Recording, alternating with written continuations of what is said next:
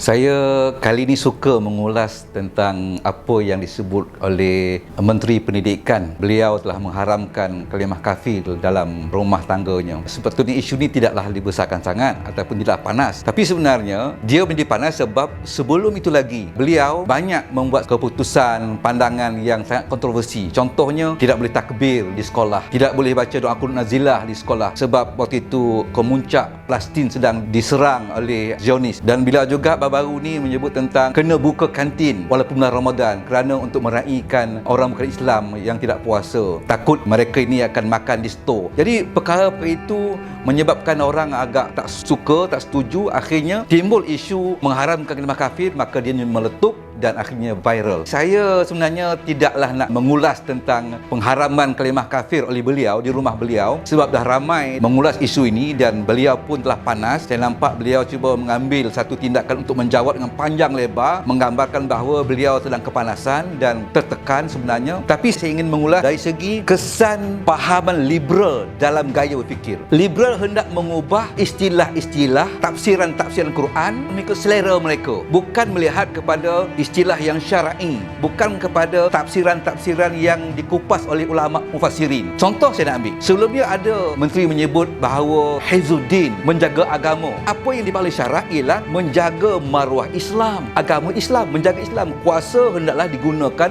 menjaga Islam itu sendiri dalam pelbagai sudut. Tetapi menteri waktu itu mengatakan Hifzuddin ini menjaga semua agama. Jadi ini tafsiran liberal yang cuba untuk melonggarkan makna, definisi yang telah pun disepakati, diperkatakan oleh ulama-ulama tentang maksud Hifzuddin itu sendiri. Menjaga agama sebenarnya menjaga agama Islam, bukan menjaga semua agama. Ini contoh kesan liberal dalam pemikiran. Contoh yang kedua, sebelumnya ada juga pimpinan parti mengatakan la ikraha fiddin, tidak ada paksaan dalam beragama. Beliau mentafsirkan boleh mana-mana agama masuk agama mana-mana, bebas, menggambarkan kebebasan untuk murtad, kebebasan untuk masuk mana-mana agama. Ini tafsiran liberal yang cuba dibawa, sedangkan kehendak ayat itu yang dikupas oleh ulama-ulama tafsir bukan begitu. La ikraha fiddin iaitu kita tak paksa orang bukan Islam masuk Islam. Bilalah masuk Islam, mereka terikat dengan peraturan syarat-syarat Islam sendiri. Nak keluar tidak boleh lagi, nak murtad tidak boleh, besar dosa dia. Tetapi ditafsirkan okey, bebas untuk pindah-pindah agama. Orang ni nak masuk agama ni, nak masuk agama ni. Itu tafsir liberal yang terkesan gaya fikir yang dibuat oleh menteri, oleh pemimpin parti, dan antaranya lah pemimpin parti PKR. Dan juga sebelum ini waktu negara kita menyambut solidariti kebebasan Palestin di Kuala Lumpur, maka datanglah ramai yang melakukan kalimah Allahu Akbar, Allahu Akbar. Ini budaya Islam untuk menunjukkan semangat untuk kita bersolidariti kerana Palestin telah pun diserang, dibunuh rakyatnya oleh Israel. Tiba-tiba tidak boleh untuk melakukan kalimah Allahu Akbar.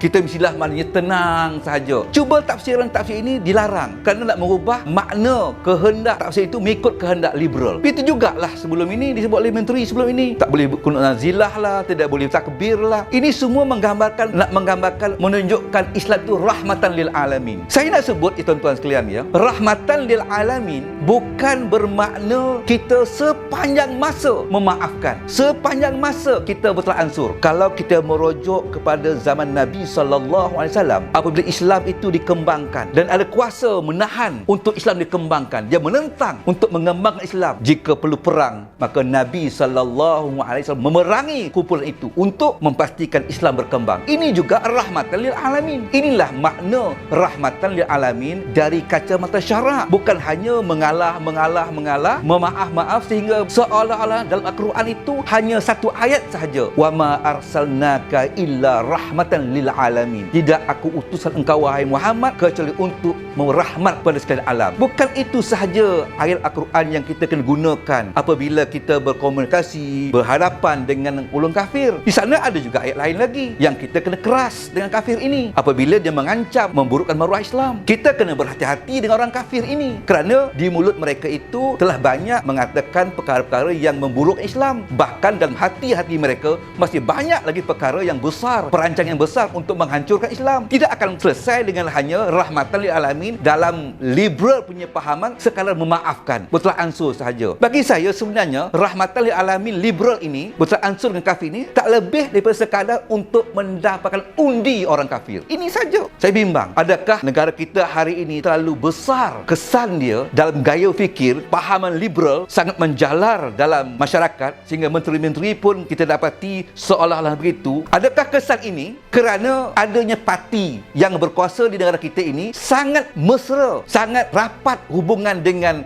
gerakan aktiviti liberal di peringkat antarabangsa? Sebab dulu kita pernah dengar parti PKR terlibat dalam pertemuan-pertemuan dengan liberal antarabangsa. Rakyat di sini melihat negara kita ini negara yang menyanjung liberal. Kenapa? Sebab ada parti yang berkuasa hari ini dan dia sangat rapat dan mesra dengan aktiviti-aktiviti NGO liberal di peringkat antarabangsa. Jadi kalau rakyat dibiasakan, dinormalisasikan dengan kalimah-kalimah yang syar'i itu diubah maknanya oleh fahaman liberal, inilah yang saya maksudkan kesan fahaman liberal dalam gaya berfikir. Di dalam Al-Quran itu jangan kita katakan tidak sesuai. Kenapa?